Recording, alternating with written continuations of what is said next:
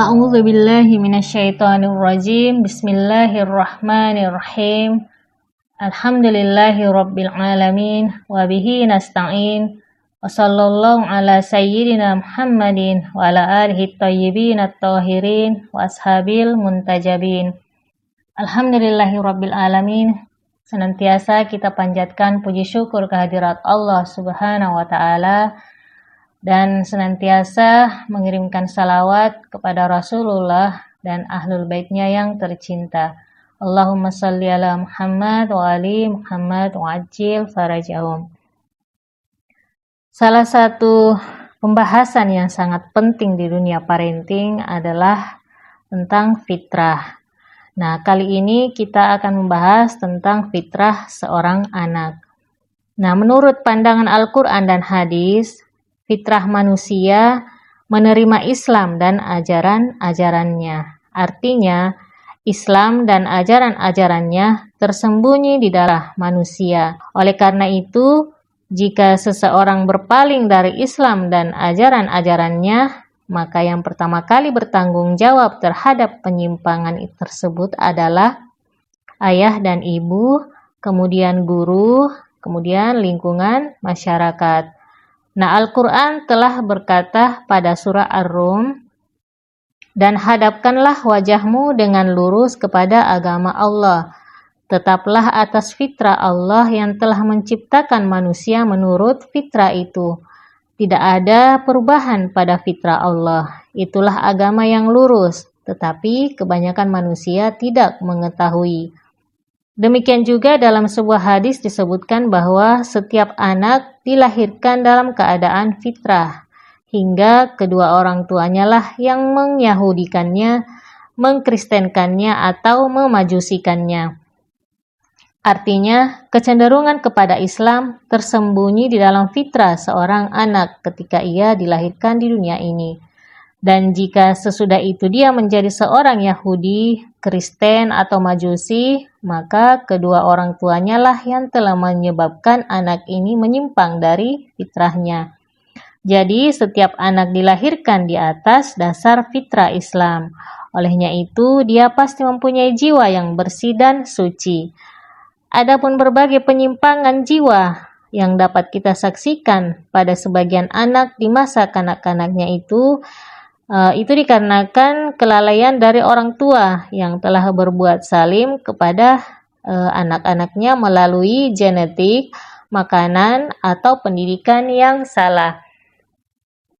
Dikisahkan suatu hari para sahabat duduk mengelilingi Rasulullah SAW.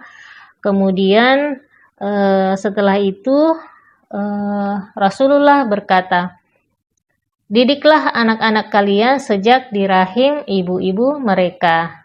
Nah, sahabat bertanya, "Bagaimana mungkin ya Rasulullah?"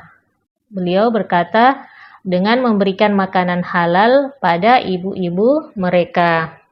Nah, adapun kebahagiaan dan kesengsaraan anak bergantung pada orang tua. Nah, Al-Quran dengan tegas mengatakan bahwa jika ayah dan ibu lalai di dalam mendidik anak-anak mereka, niscaya pada hari kiamat mereka akan menjadi orang yang merugi.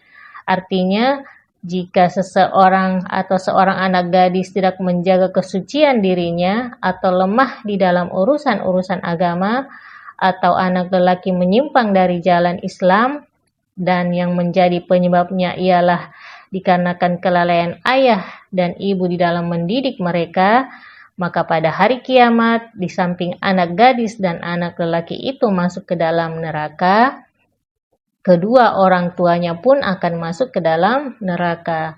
Meskipun pada lahirnya atau secara lahiriah mereka adalah manusia-manusia yang baik. Nah, di dalam kitab Hilyatul Muttaqin karya almarhum Allama Majlisi, di sana akan banyak sekali kita temui riwayat yang membahas tentang ini.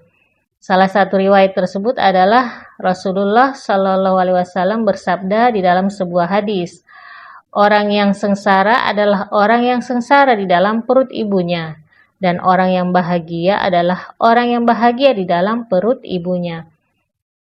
Nah, olehnya itu seorang ibu harus tahu bahwa masa kehamilan adalah masa-masa yang sangat sensitif dan menentukan nasib masa depan anaknya.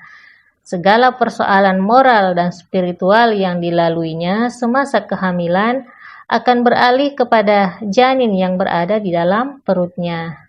Nah, maksud dari hadis tersebut bahwa seorang anak akan mendapatkan dasar-dasar kesengsaraan dan kebahagiaan pada pertumbuhan pertama di dalam perut ibunya. Nah, di samping hukum keturunan akan memindahkan sifat-sifat bentuk tubuh dan fisik dari ayah dan ibu pada anak, juga sifat-sifat moral dan spiritual dari ibu akan berpindah ke janin sewaktu berada di perut ibunya.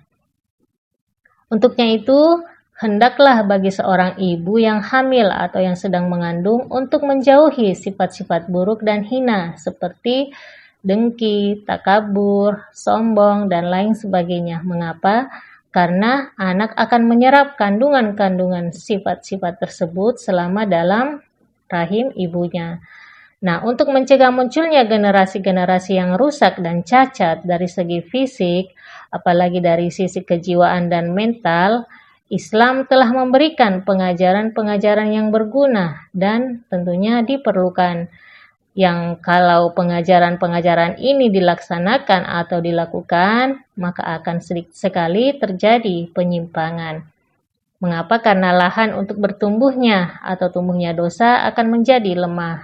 Dan jika orang tua telah menjaga dan memperhatikan pengajaran-pengajaran Islam, kemudian anak menyimpang dari fitrahnya, maka yang bertanggung jawab hanyalah anak itu sendiri. Nah, terdapat kisah tentang Syekh Fadlullah Nuri. Mungkin kita sudah mengetahui kisah tersebut di mana salah seorang dari ulama besar menceritakan bahwa beberapa hari sebelum Syekh Fadlullah Nuri syahid, ulama ini menemuinya di dalam penjara dan berkata kepada Syekh, Syekh, anak Anda sangat tidak peduli terhadap ajaran agama. Dia bekerja dan berbuat sesuatu yang menentang Anda. Nah, mendengar itu, Syekh Nuri berkata, saya sudah memperkirakan hal ini. Anak ini lahir di kota Najaf. Ketika lahir, ibunya tidak mempunyai ASI. Olehnya itu, saya pun terpaksa mencari seorang wanita untuk menyusuinya. Nah, setelah cukup lama anak ini menyusu pada wanita itu, saya baru tahu bahwa wanita itu sangat tidak peduli terhadap ajaran-ajaran agama dan mempunyai rasa kebencian kepada Imam Ali alaihissalam. Sejak saat itulah saya mendapatkan bahwa kebahagiaan bagi anak ini amat sulit sekali. Nah, kita juga harus perhatian bahwa ini merupakan peringatan bagi kita semua supaya mewaspadai makanan-makanan dan berusaha keras agar benih-benih anak kita terbuahi dengan kecintaan kepada Ahlul Bait. Nah, jika dikarenakan pengaruh makanan yang haram, lalu anak-anak kita menyimpang dari Islam dan fitrah dirinya, maka kita yang bertanggung jawab. Dan pada hari kiamat, mereka akan mengadukan kita kepada Allah Subhanahu wa Ta'ala. Nah, olehnya itu, para ayah dan ibu harus waspada, supaya sebelum benih sperma terbuahi dan ketika sperma dalam proses menjadi janin, kita jangan memikirkan sesuatu yang lain selain Allah Subhanahu wa Ta'ala dan kecintaan pada Ahlul Bait. Nah, adapun pengaruh kejiwaan kedua orang tua terhadap anak. Di dalam suatu riwayat dikatakan bahwa seorang wanita berkulit putih melahirkan seorang anak berkulit hitam. Nah, kisah ini terjadi di zaman Imam Ali alaihissalam. Nah, kemudian kejadian ini menyebabkan diragukannya kesucian wanita tersebut. Maka terjadilah perselisihan yang besar antara dia dan suaminya. Sehingga masalah ini pun sampai ke tangan Imam Ali alaihissalam. Dengan melakukan penyelidikan, Imam Ali mendapat kesimpulan bahwa wanita tersebut tidaklah berdosa dan tidak bersalah. Imam Ali pun menyelidiki masalah ini dalam bentuk yang lain, di mana Imam Ali bertanya kepada mereka, ketika Anda berhubungan intim di kamar Anda, apakah ada foto? Mereka menjawab, ya, ada foto seorang anak laki-laki berkulit hitam.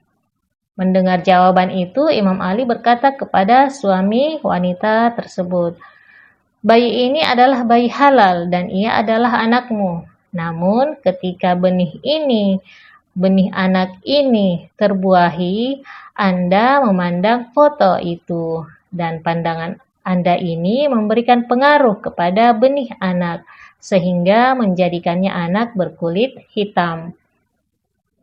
Nah, kesalahan orang tua di dalam kecacatan fisik anak. Jadi kita akan membahas juga mengapa bisa terjadi ada anak yang cacat dalam hal fisik dan jasmaninya. Nah, Allah Subhanahu wa Ta'ala menciptakan seorang anak di dalam perut ibunya dengan keadaan yang sehat dan dengan bentuk wajah yang cantik, yang ganteng. Akan tetapi dosa dan kesalahan yang dilakukan oleh ayah dan ibunya lah yang telah menyebabkan kecacatan si anak. Oleh karena itu, dalam masa kehamilan, hendaknya seorang wanita menjaga suasana hati dan jiwanya. Wanita juga jangan berbuat dosa, tidak boleh sedih dan gelisah, tidak lalai dalam melaksanakan kewajiban-kewajiban agama, serta menjauhi segala bisikan setan dan senantiasa mendawamkan diri membaca doa, zikir, wirid, siara, supaya fisik dan mental anak yang akan dilahirkan akan sehat dan tidak cacat. Dan juga senantiasa kebahagiaan selalu menyertai anak tersebut. Nah, jika seorang bayi yang lahir ke dunia ini dalam keadaan cacat secara fisik dan mental, maka ayah dan ibunya lah yang bertanggung jawab. Nah, jika di rumah atau di suatu rumah yang ditempati oleh seorang perempuan atau seorang ibu yang sedang mengandung dan hamil, tercemari dengan perbuatan dosa, kesedihan dan kemurungan, maka anak yang akan dilahirkan akan menjadi anak yang tuli, cacat, atau tertimpa penyakit mental. Nah, untuk pembahasan kali ini sampai di sini dulu. Kita akan bahas selanjutnya pada pertemuan berikut wasiat Rasulullah SAW kepada Imam Ali dalam hal berhubungan intim. Insyaallah kita akan membahasnya pada pertemuan berikut. Ala Nabi wa alihi salawat. Allahumma salli ala Muhammad wa ali Muhammad wa ajil farajahum.